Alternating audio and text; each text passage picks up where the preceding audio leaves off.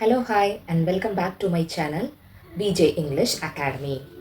So இன்றைக்கி நம்ம என்ன பார்க்க போகிறோம் அப்படின்னா நவுன்ஸ் அதில் இருக்கக்கூடிய கிளாஸிஃபிகேஷன்ஸ் பற்றி தான் பார்க்க போகிறோம். நவுன்ஸ் அப்படின்னு நீங்கள் எடுத்துக்கிட்டிங்கன்னா இதில் பல டைப்ஸ் இருக்குதுங்க. ஸோ நான் ஏற்கனவே சொன்ன மாதிரி தான் இதை எப்படி ஈஸியாக ஞாபகம் வச்சுக்கிறது அப்படிங்கிறத நான் சொல்லித்தர போகிறேன். ஸோ ஒரு நவுன் அப்படின்னு எடுத்துக்கிட்டிங்கன்னா நவுனை நம்ம பெயர் சொல் அப்படின்னு சொல்கிறோம். ஸோ நம்ம உலகத்தில் இருக்கக்கூடிய எல்லா பொருளுக்கும் பேர் இருக்குது. ஸோ இந்த மாதிரியான பெயர் சொல்களை வந்து எப்படியெல்லாம் பிரிக்கிறாங்க அப்படின்னா ஃபர்ஸ்ட் எடுத்துக்கிட்டிங்கன்னா ஜென்ரலாக நம்ம பேசக்கூடிய பெயர்களை வந்து காமன் நவுன் அப்படின்னு சொல்கிறாங்க. அது வந்து ஒரு பொதுவான ஒரு பெயராக இருக்கும். பொது பெயர் அப்படின்னு நம்ம தமிழில் சொல்லலாம். பொதுவான பெயர் அப்படிங்கிறது வந்து என்ன எக்ஸாம்பிள் சொல்லலாம்னா பள்ளிக்கூடம், சாலை அப்படின்னு நம்ம சொல்கிறோம்னு வச்சுக்கோங்களேன். அது வந்து அந்த பள்ளிக்கூடங்கிற பேர் வந்து எந்த பள்ளிக்கூடத்துக்கு வேணாலும் பொருந்தும். சாலைங்கிறது வந்து எந்த சாலை வேணாலும் குறிக்கும். ஸோ அந்த மாதிரியான வார்த்தைகளை வந்து காமன் நவுன் அப்படின்னு சொல்கிறாங்க. ஸ்கூல், பார்க், ஸ்ட்ரீட் அந்த மாதிரி சொல்கிறது எல்லாமே.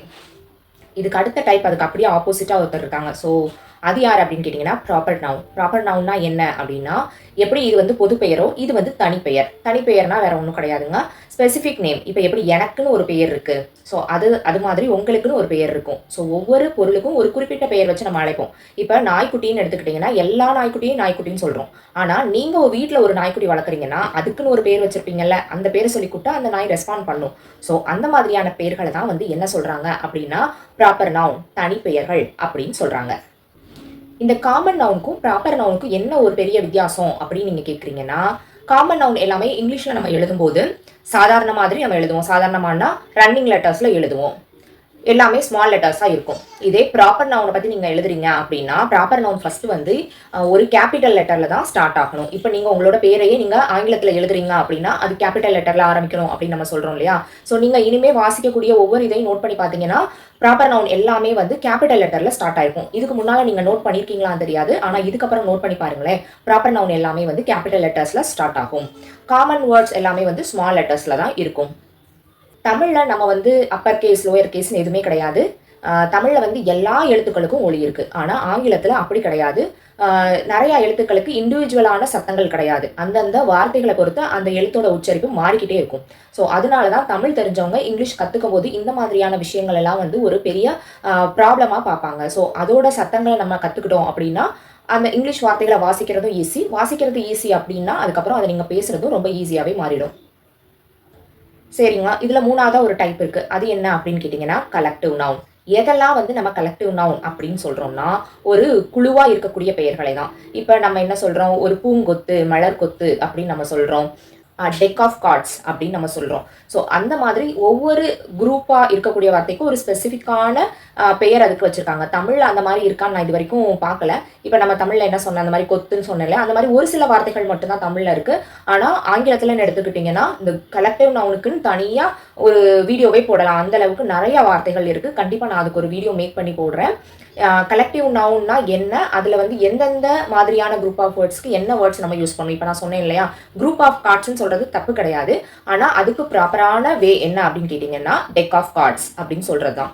A bunch of keys, a bunch of bananas, a bunch of grapes, a pride of lions, a pack of wolves, a bouquet of flowers. So இந்த மாதிரி தான் நம்ம வந்து யூஸ் பண்ணணும். ஸோ அந்த மாதிரி ஒரு சில விஷயங்கள் வச்சுருக்காங்க. அதுதான் என்ன சொல்கிறாங்க கலெக்டிவ் நவுன் அப்படின்னு சொல்கிறாங்க. குழு பெயர்கள். எல்லா குழுவும் சேர்ந்துருச்சு அப்படின்னா ஒரு குரூப் ஆஃப் பீப்புள் இருக்காங்கன்னா அவங்கள இப்படி தான் சொல்லணும் அப்படின்னு சொல்லியிருக்காங்க. அதுக்கடுத்த ஒரு வகை இருக்குதுங்க. இது என்ன பேர் அப்படின்னு கேட்டிங்கன்னா அப்ஸ்ட்ராக்ட் நவுன். எதெல்லாம் வந்து நம்ம அப்ஸ்ட்ராக்ட் நவுன் அப்படின்னு சொல்கிறோம்னா நம்ம கண்ணால் பார்க்க முடியாத, தொட முடியாத, நம்ம ஐம்புலன்களால் நம்ம தொட்டு உணர முடியாத ஒரு விஷயங்களை தான் வந்து அப்ஸ்ட்ராக்ட் நவுன் அப்படின்னு சொல்கிறாங்க. இதை நீங்கள் தமிழில் எப்படி ஞாபகம் வச்சுக்கலாம் அப்படின்னு கேட்டிங்கன்னா இது வந்து ஒரு உணர்ச்சி பூர்வமான விஷயங்கள் இருக்கும், இல்லைனா ஒரு யோசனையாகவோ இருக்கலாம். அந்த மாதிரியான விஷயங்களை வந்து நம்ம இந்த அப்ஸ்ட்ராக்ட் நவுன் கீழே கொண்டு வரலாம். இப்போ ஒரு எக்ஸாம்பிளுக்கு நான் சொல்லணும்னா தைரியம் அப்படின்னு நான் சொல்கிறேன். இப்போ நீங்கள் தைரியத்தை போய் பார்க்க முடியுமா? முடியாது. தொட முடியுமா? முடியாது. தைரியத்தோட பேச முடியுமா? முடியாது. ஆனால் யாராவது ஒருத்தவங்க தைரியமாக செயல்பட்டாங்கன்னா அவன் ஒரு தைரியமான பையன்பா அப்படின்னு நம்ம சொல்கிறோம் இல்லையா. ஸோ அந்த மாதிரியான விஷயங்களை தான் வந்து அப்ஸ்ட்ராக்ட் நவுன் அப்படின்னு சொல்கிறாங்க. ஸோ அப்ஸ்ட்ராக்ட் நவுன்னு ஒன்று இருக்குன்னா அதுக்கு ஆப்போசிட்டாக ஒன்று இருக்கணும்ல, அதுதான் வந்து மெட்டீரியல் நவுன். எதெல்லாம் வந்து மெட்டீரியல் நவுன் அப்படின்னு சொல்கிறாங்கன்னு கேட்டிங்கன்னா நம்மளால் ஐம்புலன்களால் தொட்டு உணரக்கூடிய எல்லா பொருட்களையுமே வந்து மெட்டீரியல் நவுன் கீழே நம்ம கொண்டு வரலாம். சேர், புக்கு, எந்த ஒரு பொருளாக கூட இருக்கலாம், நம்மளால ஸ்மெல் பண்ணக்கூடிய பொருட்கள். ஸோ அது எல்லாமே எந்த இது கீழே வரும் அப்படின்னு கேட்டிங்கன்னா இந்த மெட்டீரியல் நவுன் கீழே வரும். ஸோ மேஜராக நவுனை 5 வகைப்படுத்தியிருக்காங்க. அது என்னென்ன அதுக்குரிய எக்ஸாம்பிள்ஸ் தான் இப்போ நம்ம பார்த்துருக்கோம். ஸோ இதோட நவுன் முடிஞ்சிருச்சா, பெயர் சொல் முடிஞ்சிருச்சா அப்படின்னு கேட்டிங்கன்னா இல்லை, இதுக்கு அடுத்தும் தொடருது. இது என்னவா பிரிக்கலாம், இன்னும் என்னவா பிரிக்கலாம் அப்படின்னு பார்த்தீங்கன்னா இதை வந்து ஜெண்டரா பிரிக்கலாம். நவுன்னு ஒரு எடுத்துக்கிட்டோம்னா ஒரு பெயர் சொல். இப்போ நான் ஒரு பெண் அப்படின்னு சொல்றேன். இது வந்து பெண்பாலை குறிக்கக்கூடிய ஒரு வார்த்தை. இதுக்கு நிகரான ஒரு ஆண்பால் இருக்கணும் இல்லையா? ஸோ அது வந்து ஆண் அப்படின்னு நான் சொல்றேன். அப்போ பாய், கேர்ள், உமன், மேன். ஸோ அந்த மாதிரி பெண்பாலுக்குன்னு சில வார்த்தைகள் வச்சிருக்காங்க, ஆண்பாலுக்குன்னு சில வார்த்தைகள் வச்சிருக்காங்க. இதை தான் இங்கிலீஷ்ல வந்து ஜெண்டர் அப்படின்னு சொல்றாங்க. இந்த ஜெண்டர்ல எத்தனை டைப்ஸ் இருக்கு அப்படின்னு கேட்டீங்கன்னா 4 டைப்ஸ் இருக்கு. ஃபர்ஸ்ட் ஒன் வந்து மாஸ்குலைன் ஜெண்டர். ஆண் இனத்தை குறிக்கக்கூடிய வார்த்தைகள் எல்லாமே வந்து மாஸ்குலைன் ஜெண்டர்ல வரும். அதுக்கடுத்து பாத்தீங்கன்னா ஃபெமினைன் ஜெண்டர். இந்த ஃபெமினைன் ஜெண்டர் வந்து பெண் இனத்தை குறிக்கக்கூடிய வார்த்தைகள் எல்லாமே ஃபெமினைன் ஜெண்டர் அப்படின்னு வரும். அதுக்கடுத்து பாத்தீங்கன்னா காமன் ஜெண்டர் அப்படின்னு இருக்கு. இந்த காமன் ஜெண்டர் என்ன அப்படின்னு கேட்டீங்கன்னா சில வார்த்தைகள் ஆண்களுக்கும் பொருந்தும், பெண்களுக்கும் பொருந்தும். ஸோ அந்த மாதிரியான வார்த்தைகளை தான் என்ன சொல்றாங்க அப்படின்னா காமன் ஜெண்டர். இப்போ டாக்டர், டீச்சர் அப்படின்னு எடுத்துக்கிட்டீங்கன்னா நிறைய ப்ரொஃபஷனை குறிக்கக்கூடிய வார்த்தைகள், வேலை சம்பந்தமாக வரக்கூடிய வார்த்தைகள் வந்து காமன் ஜெண்டர் கீழே வருது. பேபி, சைல்டு அப்படின்னு நீங்க எடுத்துக்கிட்டீங்கன்னா அது கேர்ள் சைல்டாகவும் இருக்கலாம், பாயாகவும் இருக்கலாம், பேபி பாயாகவும் இருக்கலாம், பேபி கேர்ளாகவும் இருக்கலாம். ஸோ அந்த பேபிங்கிற வேர்டே ஒரு காமன் நவுன் அப்படின்னு நம்ம வச்சுக்கலாம். அதாவது காமன் ஜெண்டர் அதில் வரும். சரிங்களா? லாஸ்ட் டைப் என்ன அப்படின்னு கேட்டிங்கன்னா நியூட்டர். நியூட்டர் அப்படிங்கிறது வேற ஒன்றும் இல்லைங்க, உயிரற்ற பொருட்களை தான் வந்து நியூட்டர் ஜெண்டர்ல பிரிக்கிறாங்க. ஆண் பால், பெண் பால், அதுக்கப்புறம் பார்த்தீங்கன்னா பொதுவான ஒரு பால் இனத்தை குறிக்கக்கூடிய வார்த்தை, கடைசியா பார்த்தீங்கன்னா உயிரற்ற பொருட்கள் அப்படின்னு நீங்க ஞாபகம் வச்சுக்கோங்க. இந்த மாதிரி 4 விதமா இதை பிரிச்சிருக்கிறாங்க. அவ்வளோதானப்பா, நவுன் முடிஞ்சு போச்சா அப்படின்னு கேட்டிங்கன்னா இன்னும் ஒன்னே ஒன்று மட்டும் நீங்கள் தெரிஞ்சுக்கணும். இதில் வந்து நம்ம இப்போ ஒரு பொருளை பற்றி பேசுகிறோம் அப்படின்னா அதை வந்து சிங்குலர்னும், நிறைய பொருட்களை பற்றி பேசுகிறோம்னா அதை ப்ளூரல்னும் சொல்கிறோம். எப்படி வந்து தமிழில் ஒருமை பன்மை படிக்கிறோமோ அதே மாதிரி இங்கிலீஷில் வந்து சிங்குலர் அண்ட் ப்ளூரல் இருக்குது. இப்போ தமிழில் பார்த்தீங்கன்னா எல்லாத்தோட லாஸ்ட்டாக கல் சேர்த்துக்கிட்டிங்கன்னா முடிஞ்சிருச்சு. இப்போ புத்தகம்னு இருக்குன்னா புத்தகங்கள், பேனா இருக்குன்னா பேனாக்கள். அதோட கல் மட்டும் கடைசியில் நம்ம சேர்த்துக்கிட்டோம்னா அதோட நம்மளுக்கு வந்து ப்ளூரல் ஃபார்ம் கிடைச்சிருது ஈஸியாக. ஆனால் இங்கிலீஷில் வந்து அப்படி கிடையாது. ஒரு வார்த்தையோட ப்ளூரல் ஃபார்ம் வேணும்னா கடைசியாக நம்ம எஸ் சேர்க்குற மாதிரி இருக்கும். எல்லா இடத்துலையும் எஸ் மட்டும் தான் சேர்த்தா போதுமா அப்படின்னு கேட்டிங்கன்னா கிடையாதுங்க. ஒரு சில இடத்துல மட்டும் தான் எஸ் சேர்க்குற மாதிரி இருக்கும், ஒரு சில இடத்துல இஎஸ் சேர்க்குற மாதிரி இருக்கும், ஒரு இடத்துல பார்த்தீங்கன்னா ஐஇஎஸ் சேர்க்குற மாதிரி இருக்கும், ஒரு சில இடத்துல பார்த்தீங்கன்னா நீங்கள் வந்து விஇஎஸ் ஆட் பண்ணுற மாதிரி இருக்கும். எங்கெல்லாம் எஸ் சேர்க்கணும் அப்படின்னு கேட்டிங்கன்னா இப்போ அனிமல் அப்படின்னு இருக்குன்னா இதில் லாஸ்ட்டாக நீங்கள் எஸ் ஆட் பண்ணிக்கிட்டீங்கன்னா முடிஞ்சு போச்சு, அனிமல்ஸ் அப்படின்னு. ஸோ சில வேர்ட்ஸ் வந்து ஆல்ரெடி சவுண்டில் முடியும், அதாவது எஸ் இல்லைனா எஸ்ஹெச்சில் முடியும். ஸோ அந்த மாதிரி இடத்துல சிஹெச்சில் முடியும்.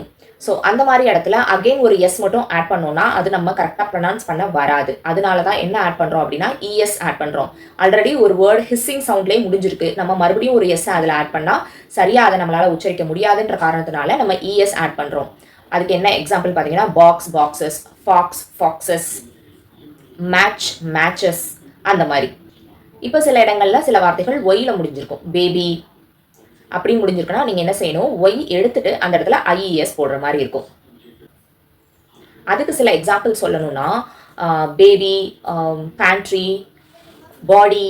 ஸோ இந்த மாதிரியான வார்த்தைகள் பார்த்தீங்கன்னா ஸ்டோரி, இந்த மாதிரியான வார்த்தைகள் பார்த்தீங்கன்னா கடைசியில் ஒய்ல முடிஞ்சிருக்கு. ஸோ இந்த மாதிரி ஒய்ல முடிஞ்சிருக்கு அப்படின்னா நம்ம அந்த இடத்துல ஒய் எடுத்துட்டு ஐஇஎஸ் போடுற மாதிரி இருக்கும். அடுத்த கேட்டகரி என்ன பார்த்தீங்கன்னா சில வார்த்தைகள் ஓல முடிஞ்சிருக்கும், அந்த இடத்துலலாம் நம்ம வந்து ஓவோட எஸ் மட்டும் ஆட் பண்ணக்கூடாது, இஎஸ் ஆட் பண்ணணும். இதில் சில விதி விலக்குகளும் இருக்குது. ஃபஸ்ட்டு ஓ பக்கத்தில் இஎஸ் ஆட் பண்ணுறது என்ன அப்படின்னு பார்த்துருவோமா. பஃபெலோ அப்படின்னு இருக்குன்னா பஃபெலோஸ், அப்போ நம்ம இஎஸ் ஆட் பண்ணணும். இதுக்கு விதிவிலக்கு இருக்குன்னு சொன்னேன் இல்லையா, அது என்னன்னு கேட்டிங்கன்னா ஃபோட்டோ அப்படின்னு இருக்கு, பியானோ அப்படின்னு இருக்கு. ஸோ இந்த இடத்துலலாம் நம்ம வந்து எஸ் மட்டும் ஆட் பண்ணால் போதும். ஸோ எங்கெல்லாம் அந்த விதி விலக்காகுதோ அந்த வார்த்தைகளை நம்ம இன்னும் கூடுதலாகவே ஞாபகம் வச்சுக்கணும். அப்படி ஞாபகம் வச்சுக்கிட்டா மட்டும் தான் நம்மளால கரெக்டாக அதை பேச முடியும். கடைசியாக நான் ஒன்று சொன்னேன் இல்லையா, சில இடங்களில் விஇஎஸ் ஆட் பண்ணுற மாதிரி இருக்கும் அப்படின்னு. அது எங்கன்னா எந்த எழுத்தெல்லாம் வந்து எந்த வார்த்தைகள்லாம் எஃப் இல்லைனா எஃப்இல முடியுதோ அங்கெல்லாம் நம்ம வந்து என்ன ஆட் பண்ணுற மாதிரி இருக்கும்னா விஇஎஸ் ஆட் பண்ணுற மாதிரி இருக்கும். அதுவும் வந்து அந்த உச்சரிப்புக்காக தான் நம்ம மாற்றி அப்படி யூஸ் பண்ணுறோம். பார்த்தீங்கன்னா லைஃப் அப்படிங்கிற வேர்டு எடுத்துக்கிட்டிங்கன்னா இதுக்கு plural form lives, wife wives, loaf loaves. So இந்த மாதிரியான இடத்துலலாம் வந்து நம்ம விஇஎஸ் யூஸ் பண்ணணும். சரிங்களா? இதில் விதிவிலக்கு இருக்கா அப்படின்னு கேட்டிங்கன்னா கண்டிப்பாக இருக்குது. இதுலையும் விதிவிலக்கு உண்டு. சில வார்த்தைகள் எஃப்ல முடிஞ்சாலும் அந்த இடத்துல நம்ம வெறும் எஸ் மட்டும் நம்ம சேர்க்குற மாதிரி இருக்கும். அது என்ன மாதிரியான வார்த்தைகள் அப்படின்னு கேட்டிங்கன்னா ப்ரூஃப், ப்ரூஃப், சீஃப், இந்த மாதிரியான வார்த்தைகள் கடைசியில் எஃப்ல முடிஞ்சாலும் நம்ம அதோட எஸ் சேர்த்துக்கிட்டா மட்டும் போதும். அடுத்து ஒரு கேட்டகரி இருக்குங்க. இதில் வந்து அந்த எழுத்துக்களை மாற்றுற மாதிரி இருக்கும், அந்த வார்த்தையில் உள்ள எழுத்துக்களை மாற்றுற மாதிரி இருக்கும். அதுக்கு என்ன உங்களுக்கு நான் உதாரணம் சொல்லலாம் அப்படின்னா மேன் அப்படின்னா மென்னு மாற்றுறது, உமன் அப்படிங்கிறத விமன் அப்படின்னு நம்ம மாற்றுறது. So foot, feet, tooth, teeth, goose, geese. So இந்த மாதிரியான வார்த்தைகள் எல்லாம் வந்து நம்ம எழுத்துக்களை மாற்றுற மாதிரி இருக்கும். சைல்டு அப்படின்னா சில்ட்ரன், ஆக்ஸ் அப்படின்னா ஆக்சன். அந்த மாதிரி நம்ம கடைசியில் இஎன் சேர்த்துருக்கோம், அதையும் ஞாபகம் வச்சுக்கணும். ஒரு சில வார்த்தைகள் இருக்குது அதுக்கு சிங்குலர் அண்ட் ப்ளூரல் ஃபார்ம் ரெண்டுமே சேமாக இருக்கும். அதுதான் வந்து ஷீப், ஃபிஷ். ஸோ இந்த மாதிரியான வார்த்தைகளில் வந்து நம்ம லாஸ்ட் எஸ் சேர்க்க தேவையில்லை. சில வார்த்தைகள் வந்து பார்க்குறதுக்கு ப்ளூரலாக இருந்தாலும் அதை நம்ம சிங்குலராக எடுத்துக்கணும். அதுக்கு என்ன எக்ஸாம்பிள் பார்த்தீங்கன்னா scissors, pants, trousers. So last அது எஸ்ல முடிஞ்சிருக்கு, அது ப்ளூரலான்னு கேட்டிங்கன்னா இல்லை, அது சிங்குலர் தான். சில வார்த்தைகள் பார்க்குறதுக்கு ப்ளூரலாக தெரியும் ஆனால் அது சிங்குலர். ஃபிசிக்ஸ், மேத்தமெட்டிக்ஸ் இதெல்லாம் பார்த்தீங்கன்னா லாஸ்ட்டில் எஸ்ல முடியுது, ஆனால் இது என்ன அப்படின்னு கேட்டிங்கன்னா இதெல்லாம் வந்து சிங்குலரான வார்த்தைகள்.